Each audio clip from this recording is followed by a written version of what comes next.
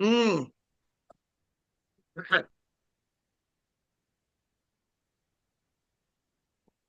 ఒక్కసారి అందరూ అనుకుందామా అండి?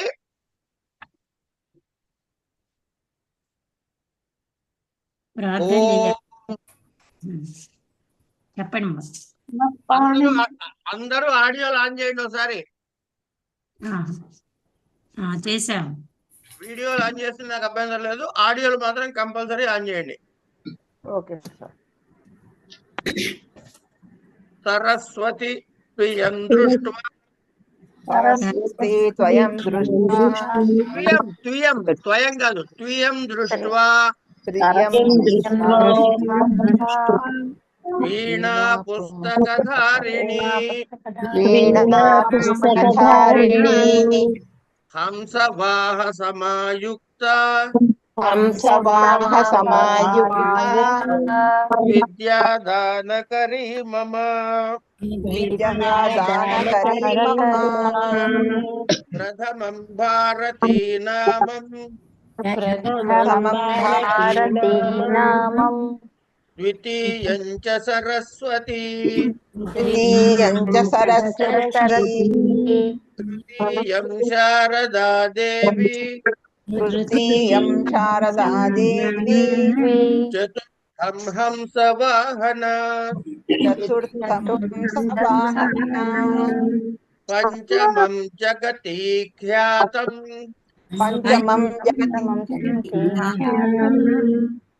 షష్ఠం వాగీశ్వరీ తథా కౌమారీ సప్తమం ప్రోక్తం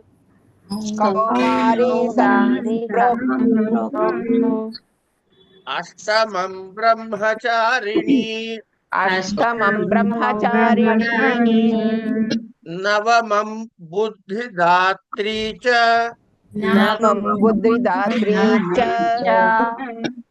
దశమం వరదాయిని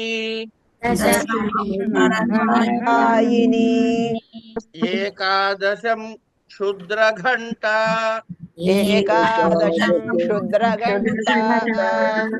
ద్వాదశం భువనేశ్వరి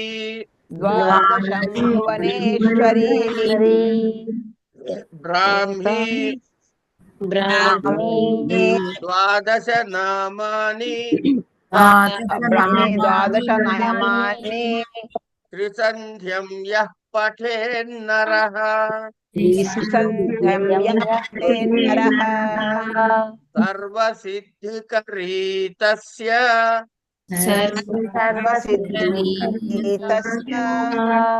ప్రసన్నా పరమేశ్వరి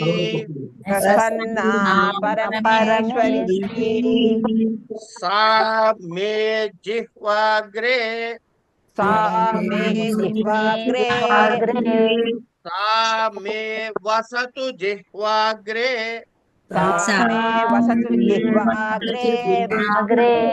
బ్రహ్మరూపా సరస్వతి నమస్తే శారదే దేవి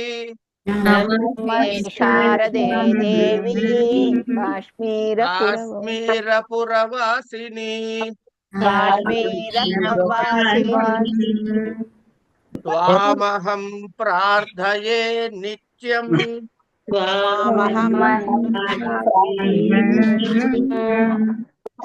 త్వామహం ప్రార్థయే నిత్యం విద్యాదానం చ దేహి మే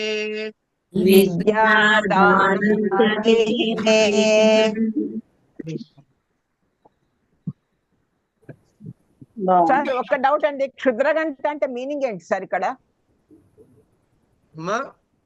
క్షుద్రగంట అర్థః కః? అహమపి న జానామి. అమ్మవారి ద్వాదశ నామాలండి. అది తెలుసు, మీనింగ్ ఏంటి అని అడుగుతున్నాను. క్షుద్రఘంట అంటే అనే పేరుకి అర్థం కావాలి. తెలీదమ్మా, కనుక్కోవాలి. మంచిదండి. ఇంకొకటి చెప్తాను సార్. ఓం ప్రణో దేవి సరస్వతి వాజేభిర్వాజినీవతి ధీనామమిత్రవతు ఓం శ్రీ మహాసరస్వత్యై నమః. మళ్ళీ ఓం ప్రణో దేవి సరస్వతి వాజేభిర్వాజినీవతి ధీనామవిత్రవతు ఓం మహాసరస్వత్యై నమః. ఇక్కడ ఆగండి. చెప్పండి. నమ తప్పు హా ఇందాక- విడగొట్టకండి తల్లి. Okay sir. నమః. ఓకే నమః అంటే నమః అంటే అంతవరకే. Okay sir. నమః. నమః హా అంటే చంపుట. అయ్యో సార్, క్షమ్యత. దురితాపహ దురితాపహ దురితములు తొలగించుదానా. ఆ. మరి దురితాపహారిణి అని కూడా ఒక మీనింగ్ వస్తుంది కదా. ఉండండి, మీ తర్వాత విషయాలు తర్వాత సంగతి. ఇక్కడ వరకు ఆపేసేయండి. అస్తు మహోదయ. క్షుద్రగంటిక అంటే twinkling ornament girdle of small bells అన్నాడండి. లేదమ్మా, okay. Twinkling ornament girdle of small bells అనే అర్థాలు ఇచ్చాడండి. అంటే మణికింకిలి మేఖలానా? మణికింకిణి మేఖల. అంతే. గంటలు కట్టుకున్నది, అది నడుముకి గంటలు కట్టుకున్న, అదే చిరుగంటలు కట్టిన కటిబంధనం. అంటే వైల్డ్ సౌండ్ వచ్చేది అని మేడం. అది నవరాత్రులు ఒక అవతారం పేరు కూడా అట. వసంత నవరాత్రులు ఒక అవతారం పేరు క్షుద్రగ్రంథ. మణి గంటికలు కూడా చప్పుడు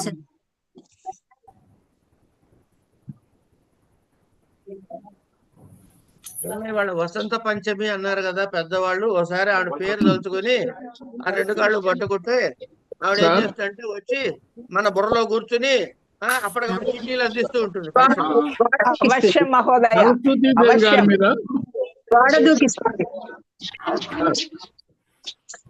నరసింహారావు గారు చెప్పండి, మీరు ఏదో అంటున్నారు. సరస్వతి దేవి మీద నేను రాసిన 2 వినిపించవచ్చా మీకు? దయచేసి వినిపించండి. సాహిత్యామృత వర్షిణీం అభయదాం సంగీత సామ్రాజ్యదాం శ్రీ శబ్దస్వర మాధురి విలసితాం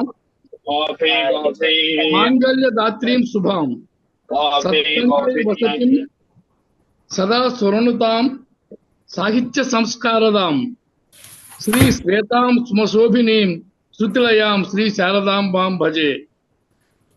చాలా బాగుందండి. నేను రాశాను, సూరం వారికి పంపించాను, కరెక్ట్ చేశారు. ఒక్కడక్కడ 1-2 గుణింతాలు కరెక్ట్ చేశారు. ఇట్లా శారదాష్టకము శారదా స్తవము రాశాను సార్. Very good. ఇంట్లో ప్రవేశం లేదు కానీ అమ్మవారి అనుగ్రహంతో రాసినవే కానీ నా తెలివితేటలు కాదు. ఇది గ్రూపులో పెట్టండి, బృందంలో. అది ఇంకా అది ప్రింట్ కు పోబోతున్నానమ్మా, పెడతాను, PDF పెట్టేస్తాను. సరే, వండర్ఫుల్ అండి, వండర్ఫుల్. బాగుంది. సూరం వారు స్టాంప్ వేశారంటే దానికి తిరుగులేదు. అదే రాశాను, దాన్ని వారి పంపించాము. మాకు ఎప్పుడు వాట్సాప్ లో మాటలు నడుస్తుంటాయి. కూర్చి దీంట్లో అక్కడక్కడ కొన్ని గుణింతాలు, ఎందుకంటే నేను బేసిక్ సాంస్క్రిట్ కాదు కదా, అమ్మవారి కరుణ ఏదో రాశాము, దానికి వారికి పెట్టాను. మేమంతా బేసిక్ సాంస్క్రిట్ అనుకుంటూ ఉన్నాం, మీరు అడ్వాన్స్డ్ సాంస్క్రిట్. లేదు సార్, నాకు మళ్ళీ వాళ్ళు. అట్లాగే ఇంకొకటి వినిపిస్తాను. దేవేంద్రాది సురేష కోటి వినుతాం శ్రీ సత్య లోకేశ్వరీం విద్యారంభకరీం సభా వెలిసితాం వేదాంత సంచారిణీం సంధ్యాం ధ్యాన సముజ్వలాం శృతికళాం సంసార వాచాం నిధిం సంపూజ్యాం స్వరశోభితాం స్వరనిధిం శ్రీ శారదాంబాం భజే అనేటటువంటి శారదాంబాంబ మకుటంతో 8 రాశాను సార్. అలాగే శారదా స్తవము ఆ రిధం ఏంటంటే కవిరాజ విరాజితం అనే రిధంలో వచ్చింది సార్. అది కూడా 1 వినిపిస్తాను మళ్ళీ మీ క్లాస్. భగవతి భారతి వాక్పరమేశ్వరి నాద వినోది నివేదనుతే సుమధుర సుందర సౌమ్య విలాసిని ముక్తి విధాయిని విష్ణునుతే పరమ మహేశ విరించి మహేంద్ర సురాసుర కోటి సుధీ వినుతే జయ జయ హే మహిమాన్విత రూపిణి మంజుల భాషిని పాలయమాం. క్లాస్ లో వస్తారు కూర్చోని. చాలా బాగుంది సార్, చాలా బాగుంది. ఇది మహిషా- సప్తకం సార్. అమ్మవారి మీద శారదా స్తవం అని పెట్టాడు టైటిల్, ఆయన అది పెట్టాడు. నేను సప్తకం అంటే కాదు, శారదా స్తవం అని పెట్టాడు, శారదా అష్టకం దానికి చేశాం. అమ్మవారి మీద ఒక పాట కూడా రాశాను సార్, అది మళ్ళీ చెప్తాలేండి. ఎందుకంటే అమ్మవారి గురించి శారదా అది కదా అమ్మవారి సరస్వతి పంచమి కాబట్టి మీకు చెప్పడం జరిగింది సార్. అంటే చెప్పను నేను, ఎందుకంటే మధ్య ఇంకా ప్రింట్ కాలేదు, ముందుగా ఇవన్నీ ఎందుకు గొప్పలు చెప్పుకోవడం అని చెప్పలేదు సార్. అమ్మవారి గురించి ప్రస్తావన వచ్చింది కాబట్టి చెప్పడం జరిగింది. ఏమీ తప్పులేదు. ఇవాళ క్లాసు మనం సరస్వతి ప్రార్థనతోనే ప్రారంభం చేయాలి. ఆ, బాగుందండి, చక్కగా ఉన్నాయి. మీ మీ ఆ నడక కూడా ఎక్కడా కుంటు లేకుండా ఉమ్. హాయిగా సాగిపోయింది. అది కవిరాజు విరాజితం సార్. రెండోసారి చెప్పింది, మొదట చెప్పింది శాబ్దోల వృత్తంలో రాశాను సార్. అది అర్థమైంది. ధన్యవాదాలు. సరస్వతి మాత ఉత్త విద్యా బుద్ధులకే అంటారు కానీ ఆమె రాక్షసులను కూడా హతం చేసింది కదా సార్. ఆ చండుని, అసలు ముండుని, సరస్వతి గట్టిజుణ్ణి అసలు ధనం ఇచ్చేది సరస్వతి. మీకు ఆ సంగతి తెలుసా? తెలుసు సార్. అన్ని ధనాలు ఇచ్చా అలా అష్టరూపాలు కాదండి, అలా కాదండి. జేబులు కొడుతున్నారంటే అది ఒక విద్యేనా? విద్య నుంచి వస్తుంది కదా సార్. మీరు డాక్టర్ చేస్తున్నారంటే అది ఒక విద్యేనా? అంతే కదా సార్. నేనేదో అడ్వకేట్ గా చేస్తున్నట్టే అది ఒక విద్యేనా? అంతే విద్య లేకుండా డబ్బులు ఎక్కడ వస్తాయి సార్. కొన్ని కోటి విద్యలు కూటి కొరకే. అది సరే, విద్య లేకపోతే డబ్బులు ఎవరికి వస్తాయి చెప్పండి? మోసం చేసే వాళ్ళకి అదేంటి వస్తాయి. వాడు రోడ్డు మీద పడి తన్ను తీసుకుంటే ఆ తనడు కూడా విద్యేగా.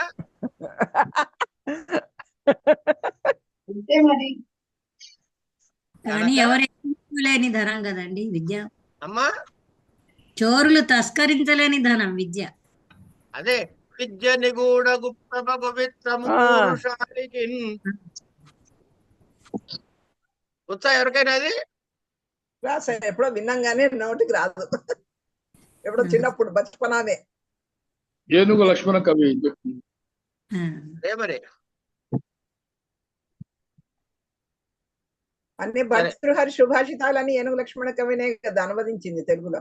అవును. కాదు, ఎలకూజు బాల సరస్వతి కూడా చేశారు.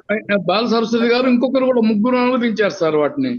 అవునండి, ముగ్గురు అనువదించారు కానీ కానీ ఎలకూజు పేరు బాల వచ్చింది ఏనుగు సరస్వతి లక్ష్మణ కవిదే, గారిది. బాగా పాపులర్ అయింది అయిందే. వినండి, ఎలకూజు బాల సరస్వతి గారిది సంస్కృత శ్లోకంగానే కఠినంగా ఉంటుంది తెలుగు అనువాదం. ఆ. అమ్మో.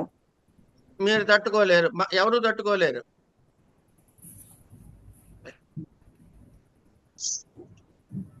అదే మన ఈయనది అనుకోండి, ఎవరిది? ఏనుగు లక్ష్మణ కవి గారు ఏనుగు లక్ష్మణ కవి గారు అయితే హాయిగా సాగిపోతుంది, సింపుల్ గా ఉంటుంది. సరళంగా. ఆయనది ప్రౌఢ భాష, ఆయనది సరళ.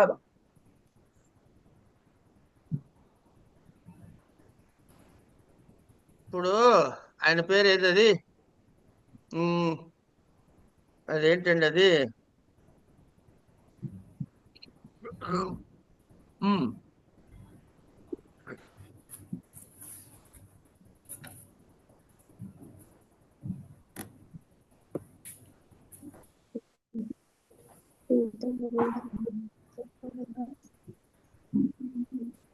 మా ఆయన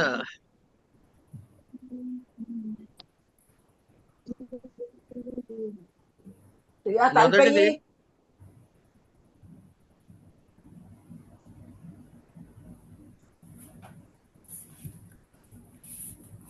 ఓద్ధారో మత్సరగ్రస్తాః ప్రభవః స్మయదూషితాః అబోధోపహతాశ్చాన్యే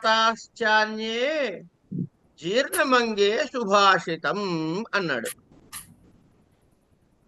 ఎవరు? భర్తృహరి. భర్తృహరి గారు. సతతంబున్మది మత్సరాజ్యులు పరిజ్ఞాతల్మహీనాధులా తత్సంపన్మతుష్ట చిత్తులితరుల్ తర్కింపన జ్ఞాన దూషితా భావులివ్వాను వారలేరి యొడలంజీర్ణంబులౌగాకయార్యతతులేర్చిత సూక్తము సూక్తముల్ సురభిమల్లా నీతి వాచస్పతి. ఇదండి ఆయన దానికి రాసిన ట్రాన్స్లేషన్. అదే ఏనుక లక్ష్మణ కవి గారు ఏం చేశారు? బోధలగు వారు మత్సల పూర్ణమతులు ప్రబల గర్వ విదూషితుల్ ప్రభువులెన్న ఇతర మనుజుల బోధోపహతులుగాన భావమున జీర్ణమయ్యే సుభాషితంబు అని హాయిగా రాశాడు. ఇది సరే, అది అక్కడ పక్కకు పెడితే గతి బుద్ధి ప్రత్యవసానార్థ శబ్ద కర్మ కర్మణ అనికర్త సణౌ చెప్పుకున్నాను నిన్న. ఈ అణికర్త అణికర్త అణికర్త ఈ డిఫరెన్స్ అర్థమైంది కదా. ప్రయోజ్యకర్త ప్రయోజకకర్త. ఇక మళ్ళీ అడగక్కర్లే, డౌట్లు వద్దు. డౌట్లు లేకుండా దాంతో ముందుకు వెళ్ళిపోవడమే మనం. గురుగారు ఒక సందేహం ఉంది గురుగారు మీకు. అడగమ్మా. సూత్రంలో అకతితంచాలో ఉదాహరణలో తండులాన్ ఓదనం పచ్చతి అని ఇచ్చారు. అక్కడ బియ్యముతో అన్నం వండుచున్నాడు, అక్కడ అపాదానత్వమే లేదు, బియ్యముతో అన్నారు. కరణ సంజ్ఞ వస్తుంది కదా గురుగారు, అపాదానత్వమే లేదు కదా అక్కడ. అపాదానము కరణ సంజ్ఞ ఎందుకు? అంటే అపాదానము వివక్షితము కాకపోతే. అలా కాదు, మళ్ళీ చెప్పండి, మీ ఉదాహరణ చెప్పండి. తండులాన్ ఓదనం పచతి. తండులాన్ అంటే ఏమిటి? బియ్యము. బియ్యం. తండులాన్ బియ్యమును బియ్యపు గింజలను. ద్వితీయ ఏకవచనం ఏమిటి చెప్పండి ముందు. తండులహ. తండులాహ అది నిత్య బహువచనమే కదండి. అది మిగతావన్నీ కూడా నిత్య బహువచనాలేనమ్మా. ఈ తిండి పదార్థాలన్నీ కూడా అవి నిత్య బహువచనాలే అవన్నీ.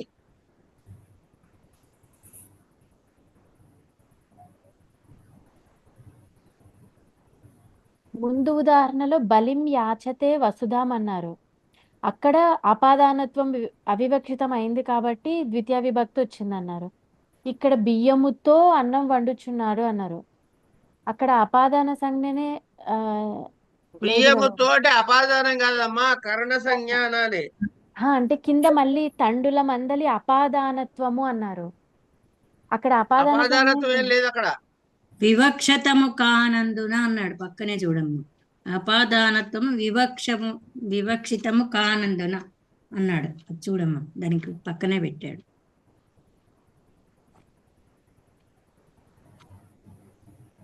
వివక్షితం చేయలేదు కాబట్టి ద్వితీయ వాడుతున్నాను అని చెప్తున్నాడు.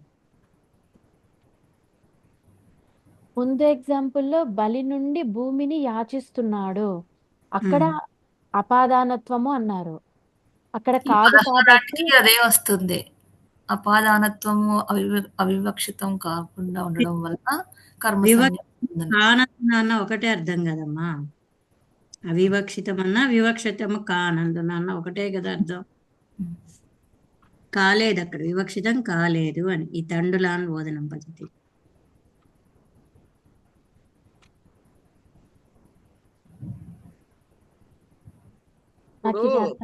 అలాగా నేను చెప్తాలేమ్మా, నువ్వు కంగారు పడకు దాని గురించి. ఓమ్మా,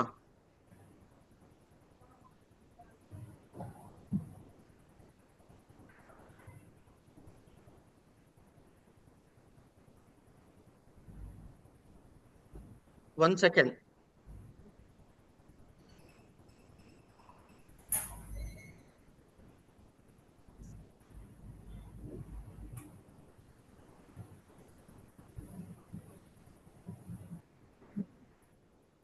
తృప్రోరణ్యతరస్య. మామూలుగా కర్తకి ఏ సంజ్ఞ రావాలి అంటే అభిహితుడు కాకపోతే తృతీయ వస్తుంది, అభిహితుడైతే ప్రథమ వస్తుంది. ఇక్కడ ఏమన్నాడు? క్రు క్రు అనే ధాతువులకి అన్యంతావస్థలో ఉన్నటువంటి కర్త న్యంతావస్థలో ఉన్నప్పుడు అన్యతరస్యాం అన్నాడు కాబట్టి వికల్పముగా వస్తుంది. అంటే ఎన్ని రకాలుగా చెప్పచ్చు? 2 రకాలుగా తృతీయ చెప్పచ్చు, ద్వితీయ కూడా చెప్పచ్చు. చెప్పచ్చు. ద్వితీయ విభక్తిలోనూ చెప్పచ్చు, తృతీయ విభక్తిలో కూడా చెప్పచ్చు. ఎట్లా అంటే హారయతి కారయతి వా భృత్యం భృత్యేన వా కటం అని దానికి ఉదాహరణ చెప్పారు. కారయతి చేయించబడుతోంది ఎవరితోటి? భృత్యుడి చేత. ఏమిటది? చాప. చాప అల్లిచ్చేటండి, అంతే. ఏమండి? హారయతి భృత్యం కటం, హారయతి భృత్యేన కటం, లేదా కారయతి భృత్యం కటం, కారయతి భృత్యేన కటం అని 4 వాక్యాలు వస్తాయి మీకు. హారయతి అంటే హృదాతికి మోయిస్తున్నాడు అని అర్థం చెప్పచ్చా గురువు? హృ అంటే అది చాపం, అక్కడ చాప గురించి చెబుతున్నాడు తల్లి. చాపని మోయిస్తున్నాడు అనుకోవచ్చు కదా, తివాచీన చాప. మోయించండి, ఏముంది? అదే హారయతి హృ అన్నాడు. హరణే కదా. అవునండి, అవును. హృ హరణే, క్రూ కరణే. అవును, అవును. కనుక హృ హరణే అనే దగ్గర మోయించడం అనేది రాదు.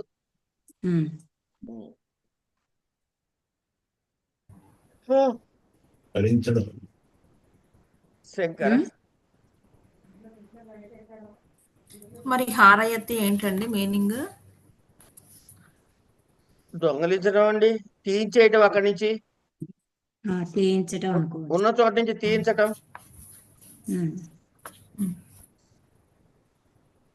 నెక్స్ట్ ఇది మీకు గుర్తుందా? ఈ కర్మ సంఖ్య చెప్పినప్పుడు కర్మ సంఖ్య వచ్చే సూత్రం చెప్పండి ఎవరైనా. కర్మణి ద్వితీయ, అది ద్వితీయ విభక్తి రావడానికి వచ్చే సూత్రం. కర్మ వెరీ గుడ్. ఎవరు చెప్పారు? ప్రభావతి. Very good. కర్తురీప్సితమం కర్మ. ఇందులో మనం ఏం చెప్పుకున్నాము అంటే కర్తు కిం చెప్పుకున్నాం లేదా? చెప్పుకున్నాం. ఈప్సితమం కిం చెప్పుకున్నాం లేదా? చెప్పుకున్నాం. ఆ తర్వాత ఏం చెప్పుకున్నాం? కర్మ కిం అన్నాం. ఎందుకు చెప్పాం కర్మ కిం అని? ఏమిటి అని తెలుసుకోవాలి కదా. కర్తకు ఇష్టమైన అది సరే, అక్కడ కర్మపదం లేకపోతే ఏమిటవుతుంది ఆ సూత్రానికి? కర్మపదం లేకపోతే లేకపోతే అక్కడ కర్మ అనే సంజ్ఞ రావట్లేదు. అవును, రాదు. కర్మ అనే సంజ్ఞ రాదు. రాకపోతే ఏం కొంపలు ఉండిపోయినట అంటే ఇగో ఇప్పుడు చదువుకునే సూత్రం తీయండి. అధిశీంతాసాం కర్మ అన్నది సూత్రం. ఇప్పుడు అధి షీంగ్ స్థా ఈ 3 ఆసాం. అధి స్థీంగ్ స్థా ఆసాం. ఈ అధి షీంగు అధిస్థ అధి ఆస అని 3 అన్నమాట. ఈ అధిపూర్వకమైనటువంటి, జాగ్రత్తగా రండి, అధిపూర్వకమైనటువంటి షీంగ్ ధాతువు, అధిపూర్వకమైనటువంటి స్థాధాతువు, అధిపూర్వకమైనటువంటి ఆస ధాతువు, వీటికి ఇవి ఏమిటవుతుంది? అధిశీంగ్ స్థాసా కర్మ అంటే ఇవన్నీ కూడా ఏమిటవుతున్నాయి? ఆధారాలు. ఇది ఈ ధాతువులతో వచ్చిన ఏదైతే ఆధారం ఉందో ఇగో అది కర్మ సంజ్ఞ వస్తుంది అన్నారు. అంటే హరిహి వైకుంఠం అధిశేతే అధితిష్టతి అధ్యాస్తే అని 3 ఉదాహరణలు ఇచ్చాడు మనకి. హరి ఎక్కడుంటాడయ్యా? వైకుంఠంలో ఉంటాడండి. అర్థమైందా? హరిహి అధితిష్టతి వైకుంఠే అనే సప్తమి రాకుండా ఏం రావాలి? మామూలుగా అది ఎక్కడ ఉంటాడు అంటే ఉండుట అంటే సప్తమి విభక్తి రావాలి మామూలుగా. అంటే అధికరణ కారకం రావాలి. అది రాకుండా కర్మ సంజ్ఞ ప్రవర్తిస్తుంది. ఏది అధి అనే దాంతో కూడినటువంటి షీంగ్ ధాతువు, స్థా ధాతువు, ఆస ధాతువులకి. వీటితో వస్తే రూపాలు ఎట్లా ఏర్పడతాయి? అధి ప్లస్ షీంగ్ అంటే అధిశేతే, అధితిష్టతి, అధి ప్లస్ స్థా అధితిష్టతి, అధ్యాస్తే. ఈ మూడిటికి ఎక్కడున్నాడయ్యా? వైకుంఠే బదులు వైకుంఠం అంటాం అనమాట. ఇప్పుడు చూడండి, ఒక్క నిమిషం తల్లి, మీరు మాట్లాడుకోకుంటే అసలే నాది అయోమయం, ఇంకా అయోమయంలో పడిపోతాం అనమాట. సరే, ఇక్కడ ఏమైంది? కర్మ సంఖ్య దేనికి చెప్పాడు? ఆధారాలకి చెప్పాడు. ఆధారానికి. అంతే కదా? ఆధార సంజ్ఞ రావలసిన దగ్గర బాధించి ఈ ధాతువులతో ఉన్నప్పుడు కర్మ సంజ్ఞ ప్రవర్తిస్తుంది చెప్పి కర్మ అనే పదం వాడాడు. కనుక దేవదత్త తండులం పచతి, తండులాను పచతి అనలేము. ఎందుకు? అక్కడ అధికరణం లేదు. కర్మ సంఖ్య ఎట్లా ఇస్తారు? అక్కడ కర్మను పెట్టకపోతే ఆ పదంలో, అందులో ఆ సూత్రంలో. అందుకని కర్తృరీప్సితమంలో కర్మ అనే మాట వాడాడు అని చెబుతున్నాడు. ఈ సూత్ర సంఖ్య ఎంత చూడండి ఒకసారి. కర్తృరీప్సితం కర్మ 1:4:49 ఇందాక చూసాం. అధిశేష స్థాసాం కర్మ చూడమని. అందుకే 1:4:6 కంటే వచ్చింది. దీని ముందు సూత్రాలు కనుక ఈ అధిశేష స్థాసాం కర్మ అనే దగ్గర కర్మ సంఖ్యని డిఫైన్ చేశాడు. అది డిఫైన్ చేశాడు కాబట్టి అదే ఫైనల్. కనుక దాని తర్వాత డిఫరెంట్ స్టేటస్ లో కూడా కర్మ సంఖ్య కావాలి కాబట్టి ఇక్కడ కర్మ అని పెట్టాల్సి వచ్చింది. ఏమిటి? అధిశీంస్తాసాం కర్మ అధిపూర్వాణామేషాం ఆధార కర్మ సంజ్ఞ కర్మ స్యాత్. అధిశేతి, అధితిష్టతి, అధ్యాస్తే వా వైకుంఠం హరి. అయిపోయింది. అభినివేశశ్చ అభినీత్యేతత్సంఘాత పూర్వస్య విశతేరాధారః కర్మ స్యాత్. అభినివేశతే సన్మార్గం. సన్మార్గే రావాలి, సన్మార్గం అయింది. పరిక్రయణాయ సంప్రదాయనమితి సూత్రాదిహ మండూకప్లుత్య అన్యతరస్యాం గ్రహణం అనువర్త్య వ్యవస్థిత విభాషా శ్రయణాత్వచ్చిన్నః పాపేభినవేశః. ఇక్కడ మీకు కొత్త పదం వచ్చింది, జాగ్రత్తగా చూడండి. ఆ పదాన్ని ఏమిటది కొత్త పదం అంటే మండూక ప్లుత్య అన్నాడు. పట్టుకున్నారా మాటని? పట్టుకున్నాం. మండూక ప్లుతి అంటే ఏంటంటే ఏం లేదండి, కప్ప ఎగిరినట్టు అని. కప్ప ఎగిరినట్లు. ఇప్పుడు మీకు అనువృత్తులు ఎట్లా వస్తాయి? పైనుంచి అధికార నుంచి వస్తాయి. అధికారం వేరు తల్లి, అలివేలమ్మ గారు. అధికారం అంటే అన్ని సూత్రాలకి వరుసగా పోతూనే ఉంటుంది. వృత్తి నుండి అనువృత్తి వస్తుంది. అనువృత్తి అంటే ఉండండి ఒక నిమిషం, ఇక్కడ మళ్ళీ చెప్తా, ఒకసారి రిపిటేషన్ అయినా పర్లేదు, చెప్పుకుందాం. చెప్పండి. ఏమిటంటే అధికార సూత్రము ఆ చెప్పిన సూత్రం దగ్గర ఏ పని చేయదు. అది కారకే అన్నాడు. ఏం చేసింది? కారకే దగ్గర ఏం చేయలే, కానీ అన్ని సూత్రాన్ని కలుపుకు చదవాలి. ఏమండి? అదే అధిశీంస్తాసాం కర్మ అన్నాడు అనుకోండి, లేదా ఏది నిపాత సంజ్ఞ అన్నాడు, నిపాత అన్నాడు, ఆ రాధీశ్వరాదని. ఆ నిపాత దగ్గర చెప్పి దానికి అర్థం ఉంది. తర్వాత మళ్ళీ కిందకు వచ్చింది అంటే తను ఉన్న చోట పని చేస్తుంది. తర్వాత సూత్రాల్లో కూడా చిన్న ముక్కలో మొత్తమో సగమో అరపావో ఎంతో అంత వెళ్తూనే ఉంటుంది. అది ఎక్కడికి వెళ్తుంది? దాని కింద ఉన్న వరుస సూత్రాలకు వెళ్తుంది. ఎక్కడో ఒక సూత్రానికి దాన్ని అనువృత్తి అనరు. మీ దారిన మీరు నడుచుకుంటూ వెళ్ళిపోతుంటే నా దారిని నడుచుకుంటే మీ వెనకాల వచ్చినట్టు అవుతుందా? మీ వెనకాల వస్తేనే మీ వెనకాల వచ్చినట్టు అనుసరించినట్టు అవుతుంది. నేను అనుసరించలేదు, అనువృత్తి లేదు ఇక్కడ. అది సరే. ఇట్లా కింద కాకుండా ఇక్కడి నుంచి జంప్ చేసి ఆ పక్క దానిలో కూడా పనికొచ్చింది అనుకోండి, ఇది మండూక పులతం అంటే. కప్పలాగా ఒక గంతేసి అవతల సూత్రంలో ప్రవర్తించింది అని. ఓకేనా? ఇక్కడ ఏం చెప్తున్నాడు? అభినివిశ్చ అభినివేశ అభినివిశ చ అంటే ఏమిటి? అభి అనే దానికి నీ అనేటటువంటి ఉపసర్గలు రెండు ఏకకాలంలో, అది గమనించాలి. ఇవన్నీ ఏంటి చూడండి, ఒకసారి జాగ్రత్తగా వినండి. ఒకటే ఒక పదం వస్తుంది దీంతో, ఓ 100 పదాలు రావు.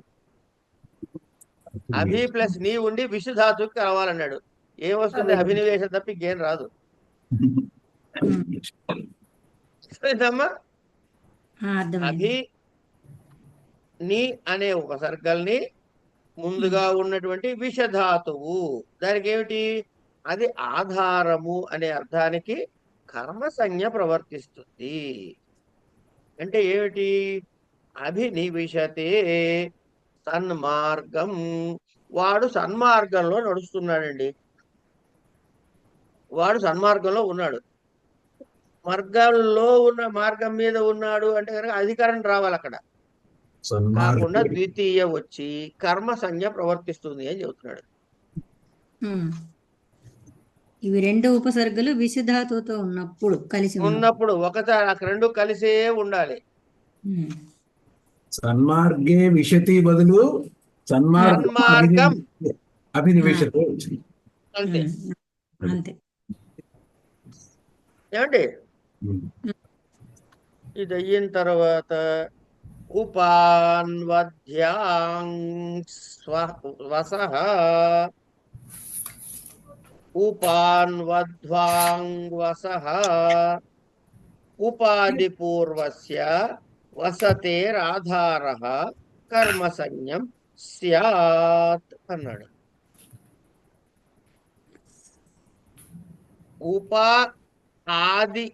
ఉపాధి అంటే ఇది దేనిలో రావాలి? వసధాతువు అవ్వాలి. ఎట్లా వస్తాయి చూడండి రూపాలు. ఉపాధి పూర్వస్య వసతేరాధారః కర్మసంజ్ఞ స్యాత్. ఉపవసతి, అనువసతి, అధివసతి, ఆవసతి. ఇగో 20 రూపాయలు ఇచ్చేసాడు మనకి. అంటే ఉపవసతి వైకుంఠే బదులు వైకుంఠం హరి, అనువసతి వైకుంఠం హరి, అధివసతి వైకుంఠం హరి, వైకుంఠే బదులు వైకుంఠం అవుతుంది అంతే. దీనికి మళ్ళీ ఓ వార్తకం.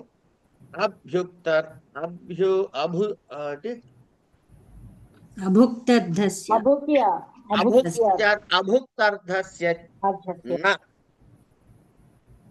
ఏమండి? అంటే ఏమిటి? ఉపవసతి, ఉపవాసం అంటే తినకుండా ఉండడం అనడానికి కాదని. అభుక్తర్థస్య అంటే కనుక భోజన నివృత్తి వాచకము అంటాం. ఏమండి?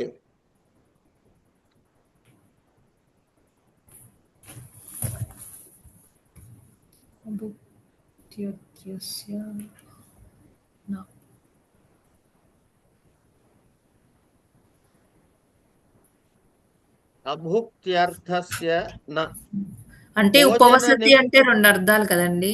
ఉపవసతి అంటే అక్కడ ఉండడం, ఉపవసతికి 2 అర్థాలు వస్తాయి కదా. అక్కడ నివాసించడం, అక్కడ ఉండడం అనేది ఒక అర్థం అయితే, ఉపవాసం చేయడం ఒక అర్థం.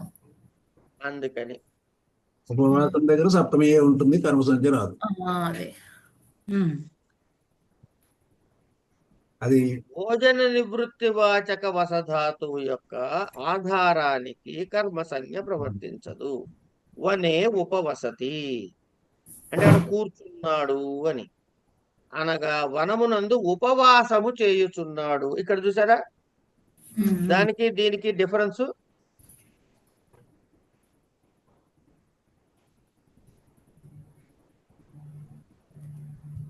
ఉపవాసం చేస్తే ఏమిటవుతుందండి? తింటాడా ఏమన్నా? ఏం తినడు భోజనం గురించి. తినడు కదా, అభుక్తయ అభుక్తుడు అక్కడ అభుక్త అర్థమే కదా. అవునండి. అప్పుడు అందుకని సప్తమి. వనం ఉపవసతి అనకుండా వనే ఉపవసతి అని సప్తమే చెప్పాడు.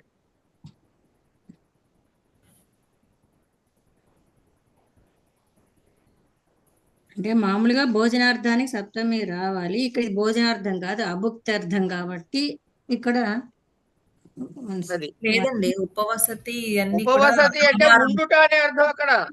కేవలం వనంలో మిగతా ఉంటున్నాడు. మిగతావన్నీ అనువసతి, అధివసతి, ఆవసతి, ఉపవసతి దగ్గర ఉండుట అనే అర్థంలో. అవును అవును ఇక్కడ మీకు ఇక్కడ ఉపవసతి అనేది భోజన అర్థంలో. అవునండి అవునండి. అది తర్వాత ఇంకోటి ఏముంటుంది ఇందులో, సర్వతసోహో కార్య ద్వితీయామ్రేడితాంతేషు తతోన్యత్రాపి దృశ్యతే. పైన వార్తగా ఉంది సార్. ఏమిటది? ఉపసర్వతసోహో కార్యాధిక్ ఉపపర్యాదిషు త్రిషు. ఓ ఇంకోటి ఉందా? పైన ఉంది ఇంకా చూసా ఇంకోటి చూసా చూసా. ఉపద విభక్తులు. ఉపసర్వతసోః కార్యాధిగుపర్యాదిషు త్రిషు.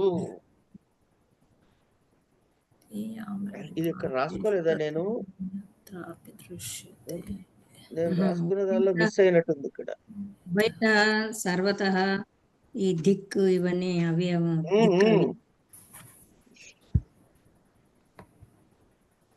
ఇవి ఉపపద విభక్తులు అంటారమ్మా. అంటే ఇక్కడ కర్మ సంజ్ఞ రావడం కాదు, ఈ పదం ఉంటేనే ఆటోమేటిక్ గా దానికి ఆ విభక్తి వస్తుంది అనమాట.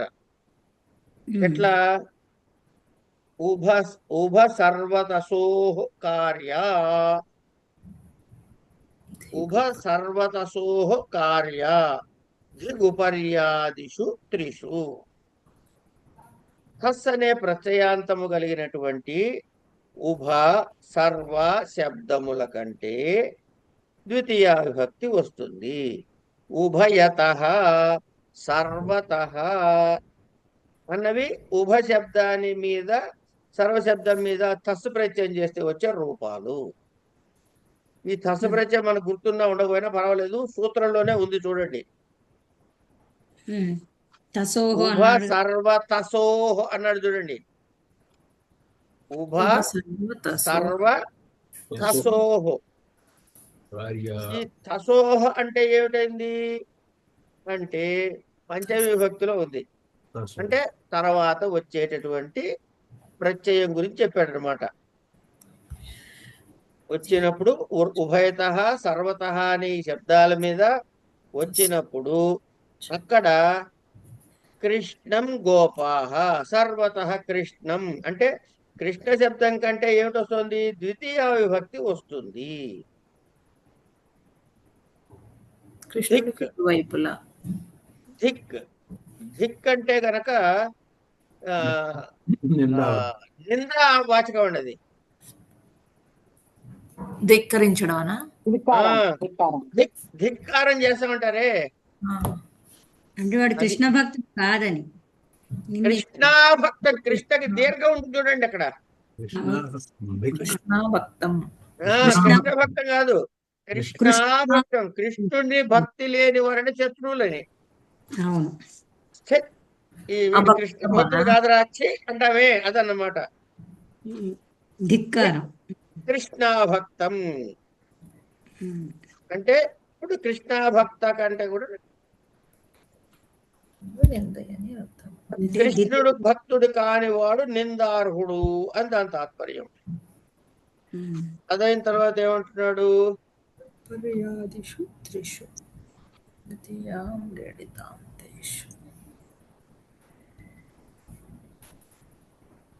చెప్పండి. నేను క్లాస్ లో ఉన్నాను, సోది చెప్పడానికి ఫోన్. ద్వితీయామ్రేడితాంతేషు తతోన్యత్రాపి దృశ్యతే. ఏమండి?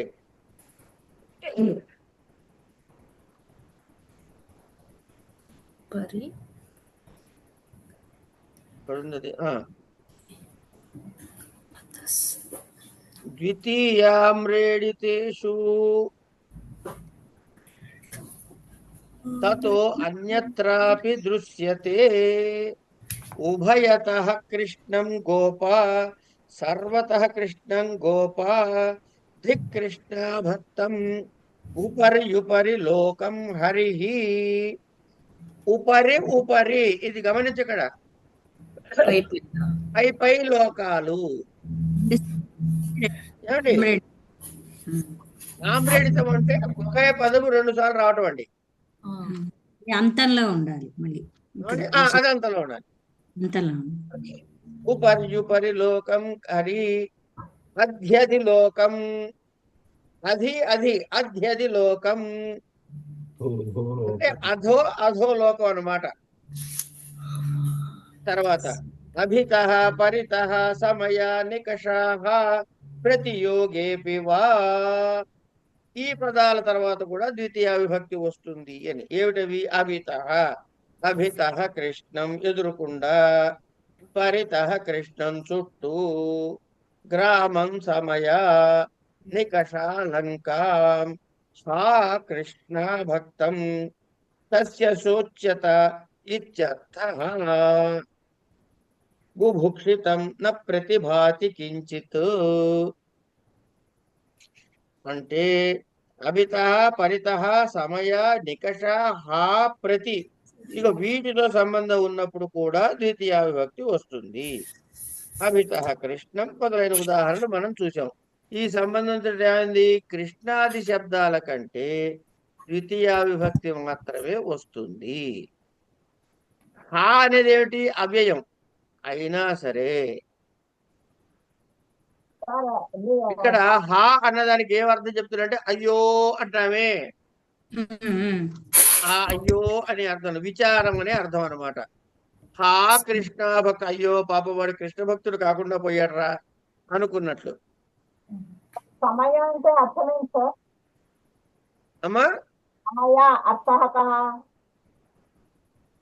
సమయ అంటే ఇక్కడ సమయ కృష్ణమా? అక్కడ ఇచ్చినాడు కదా, గ్రామం సమయానంది. సమీపంలోనా? ఏంది అర్థము? దూరంగా కాదు, దగ్గరగా, పరిసరముల యందు అనుకుందాం. అందుబాటులో, దగ్గర, అందుబాటులో, చాలా దగ్గరగా, సమీపంలో. నికష అంటే గురుగారు? నికష అంటే చూడాలమ్మా, నేను కూడా చూసి చెప్తా. నికష ఏమిచ్చాడు? ఉదాహరణ చెప్పండి. నికష లంకాం.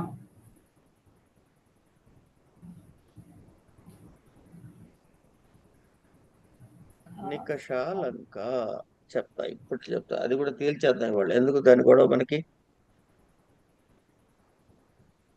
డిక్షనరీలో కనుచూపు మేరలో అని ఉంది గురుగారు. అయి ఉండొచ్చు అమ్మా, అయితే అదే తీసుకోండి.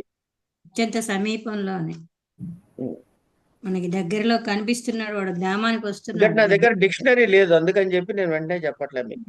అదే అర్థం ఇచ్చాడు గురుగారు. Right, very good. Near the forest, near touch stone, అట్లా సిమిలర్ రేంజ్ ఆఫ్ సైట్, చూపు మేర, కనుచూపు మేర అని. అవును. ఓకే గురుగారు, నా సందేహం తీరలేదు గురుగారు. ఎవరమ్మా? ఏం సందేహం తల్లి? దివ్య. ఏం సందేహం రమ్మా? అకథితం చ సూత్రంలో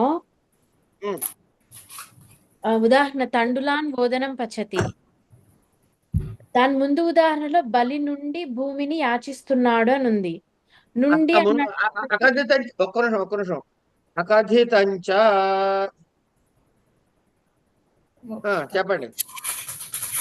బలిని యాచతే వసుధాం అన్న ఉదాహరణలో బలి నుండి అన్నారు కాబట్టి కింద బలి ఎందలి అపాదానత్వము అవివక్షితము అగుటచ్చే అన్నారు. కింద ఉదాహరణలో తండులాన్ ఓదనం పచతి అన్నారు. బియ్యముతో అన్నప్పుడు కింద తండుల మందలి కరణత్వము వివక్షితము కానందున అని చెప్పాలి కదా గురుగారు. ఆ అపాదానత్వం అని ఇచ్చారు ఎందుకు? తో అన్నప్పుడు కరణత్వం అని అనాలి కదా. అన్నిటికీ కలిపి కామన్ గా అపాదానత్వం అంటారు అనుకుంటా. ఒక్క నిమిషం సూత్రం చూసి చెప్తా. ఒక్క నిమిషం ఉండమ్మా, సూత్రం చదవండి ఒకసారి.